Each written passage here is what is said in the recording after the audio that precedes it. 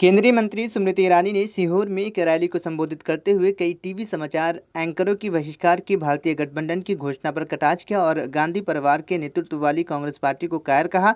स्मृति ईरानी ने कहा कि पत्रकारों के सवालों का सामना करे कांग्रेस, अगर मेरी आवाज उन तक पहुंच रही है। मैं उन पत्रकारों को धन्यवाद देती हूँ जो अभी भी यहाँ रिकॉर्डिंग कर रहे हैं। कांग्रेस ने 14 पत्रकारों के बहिष्कार की सूची जारी की है। इन पत्रकारों का नाम भी कहीं इन कांग्रेस की सूची में न आ जाए। हमें नहीं पता था कि गांधी परिवार इतना डरपोक है कि पत्रकारों के सवालों से डर जाए।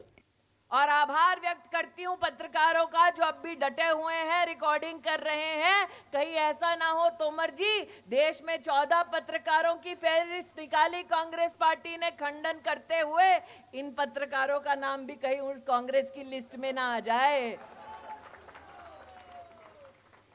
लेकिन मानना पड़ेगा तोमर जी, ये नहीं पता था कि गांधी खानदान इतनी डरपोक है कि पत्रकार के प्रश्नों से डर जाएगी। अरे अभी से डर गए, मोदी के सामने मुकाबला क्या खाक कर पाओगे।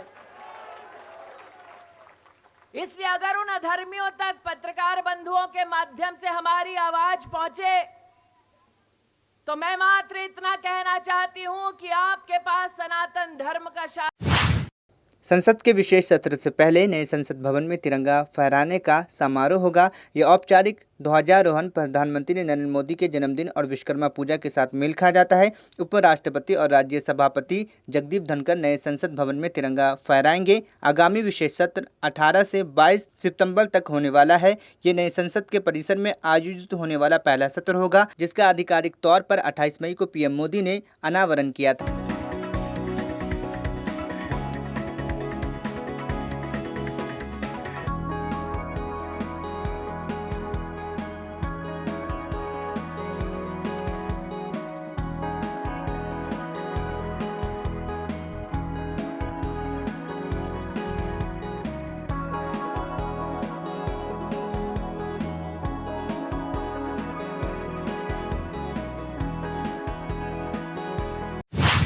कई टीवी समाचार एंकरों के बहिष्कार की इंडिया गठबंधन की घोषणा पर प्रतिक्रिया व्यक्त करते हुए भाजपा के राष्ट्रीय सचिव अनिल एंथोनी ने कहा कि कांग्रेस पार्टी के नेता राहुल गांधी प्रेस सहित किसी भी संस्था का सम्मान नहीं करते, अभिव्यक्ति की स्वतंत्रता में विश्वास नहीं रखते। कांग्रेस और भारत गठबंधन के सदस्य खुद को अभिव्यक्ति की स्वतंत्रता और प्रेस की स्वतंत्रता के चैंपियन के रूप में पेश कर रहे हैं। जब बीबीसी ने गलत कथन के आधार पर लोगों को विभाजित करने के लिए एक वीडियो जारी करने की कोशिश की तो वह बीबीसी के लिए बल्लेबाजी कर रहे थे, लेकिन अब वे ऐसे एंकरों का बहिष्कार कर रहे हैं जो इस कार्रवाई के साथ उनकी विचार प्रतिक्रिया से जुड़ी नहीं है।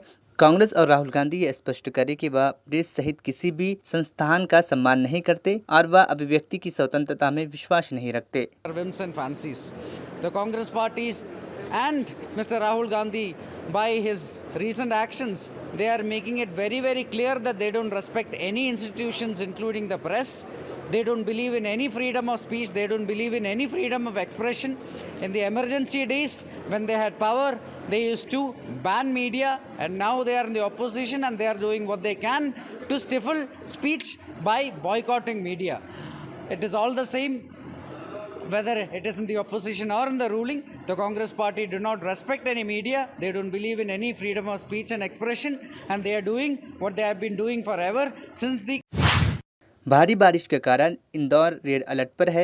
एसडीआरएफ की टीमें, पुलिस की टीमें, जिला प्रशासन और नगर निगम की टीमें लगातार शहर के निचले इलाकों और नालों के किनारे बनी बस्तियों में फंसे लोगों को निकाल रही है। 15,000 लोगों को भोजन के पैकेट भी दिए गए हैं। इंदौर जिले में राज्य आपातकालीन प्रतिक्रिया बल एसडीआरएफ की टीम ने शहर में भारी बारिश के कारण जल जमाव वाले क्षेत्र में फंसे लोगों को बचाने के लिए कल से ही अभियान शुरू कर दिया था। रेड अलर्ट है ना डिस्ट्रिक्ट्स में भी है। कल भी है ना काफ़ी हेवी रेनफॉल है ना हुआ था रात में। अभी भी है ना रेन रुका नहीं है, बीच में थोड़ी देर के लिए रुका है, तो हमारे लिए बहुत ही चैलेंजिंग है। इसके लिए हम लोग सबसे ज़्यादा तो एसडीआरएफ टीम है हमारे लिए ना काफ़ी है ना मददगार साबित हो रही है। काफ़ी सारे प्लेसेस में लोगों को ना रेस्क्यू करने में, सावेर में, महू में एंड राऊ में एसडीआरएफ टीम ने ना बहुत अच्छा काम किया। एक प्रेग्नेंट विमन का ना डिलीवरी है ना कराया है, एक 21 ऐसे मछुआरा लोगों का ना रेस्क्यू कराया है। महू में भी है ना एक रपटा में ना कार फंसी हुई है, उसमें भी है ना टीम है ना लगी हुई है। तो लगातार एसडीआरएफ टीम है ना हमारे लिए ना हेल्प कर रहा है। उसके साथ साथ हमारी नगर निगम की कंट्रोल रूम है, वो भी ना काफ़ी हेल्पफुल है। सारे एजेंसी के साथ है ना कोऑर्डिनेशन अच्छे से इस्टेब्लिश हो रही है। हमारी है ना पुलिस है, सिटी है ना कंट्रोल रूम, उसके साथ साथ हमारे एमपी भी है, कहीं भी ना इलेक्ट्रिसिटी के ना लेकर ना इश्यूज़ है वो, प्लस हमारे सारे जोनल ऑफिसर्स में उनके ना मशीन्स, इक्विपमेंट्स, मशीनरीज़ के साथ है ना लोग लगे हुए हैं। पानी का कहाँ निकासी कर सकते हैं वहाँ कर रहे हैं। कुछ जगह मतलब लोगों को है ना शिफ्टिंग भी करना पड़ रहा है, जैसे महेश जोशी नगर है या हमारी कबूतर ताना है, मतलब है ना डोडा में अभी है ना होगा। तो हम लोग लगातार है ना स्थिति को निगरानी रखे हुए हैं। जनप्रतिनिधि भी है ना फील्ड में है, हमारी सारे रेवेन्यू की टीम है ना फील्ड में है, तहसीलदार, एसडीएम्स एंड एडिशनल कलेक्टर्स सुबह से ही टीम में है। सामाजिक संस्था, शैक्षणिक संस्था के ना मदद भी हमको मिल रही है। हम लोगों ने अराउंड 15,000 है ना फूड पैकेट्स अभी ऑलरेडी डिस्ट्रीब्यूट कर चुके हैं। रात को अभी और लोगों को हम लोग ने इन्फॉर्म किए हैं। कुछ होटल्स भी हम लोग के ना सपोर्ट में आ रहा है। NGOs हैं, उनका कोऑर्डिनेशन में भी है कि काफ़ी लेवल पे, लोकल लेवल पे वो लोग भी ना कर रहे हैं।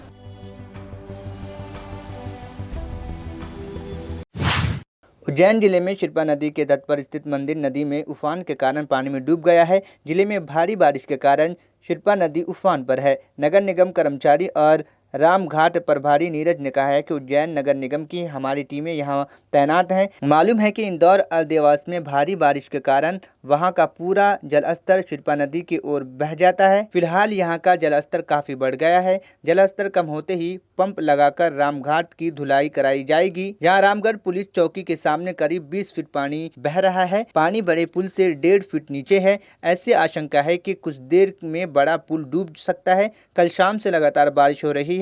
यहाँ होमगार्ड की टीमें और SDRF की टीमें भी तैनात हैं। हमारे जवान रामघाट इलाके के आसपास मौजूद हैं। हमने जगह को खाली करा लिया है जहां जल जमाव की संभावना है और रामघाट जाने वाले रास्ते पर भी हमारे जवान तैनात हैं। यहाँ का सारा जितना भी जल स्तर रहता है वो शिप्रा नदी की तरफ आता है। यहाँ अभी पानी जो है वो काफ़ी हद तक बढ़ा हुआ है और इसकी तैयारी जैसे ही पानी उतरता है तो हम लोग, हमारे नगर निगम की टीम, आयुक्त महोदय एवं हमारे उपायुक्त महोदय संजय गुप्ता सर के निर्देशानुसार हम लोगों की टीम यहाँ पर रेडी है। जैसे ही पानी उतरता है हम फायर फाइटर और हमारे पंप वगैरह लगाकर घाट की धुलाई करेंगे। घाट की स्थिति क्या है, कितना पानी, क्या जलमग्न? रामघाट पुलिस चौकी के बिल्कुल ठीक सामने लगभग जो है वो 15 से 20 फीट पानी बह रहा है। बड़े पुल से लगभग 1 से 1.5 फीट नीचे पानी है। संभावना है कि कुछ ही टाइम में बड़ा पुल भी डूब जाएगा। कल शाम से ही निरंतर बारिश हो रही है। होमगार्ड और SDRF 13 दल लगा हुआ है।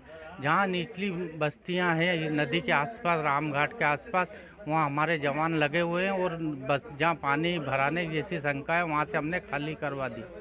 और जहां घाट पे आने का रास्ता है वहां हमारे जवान लगे हुए हैं। और रामघाट के सारे मंदिर अभी जलमग्न है। छोटी रपट, दानी गेट रपट जलमग्न है।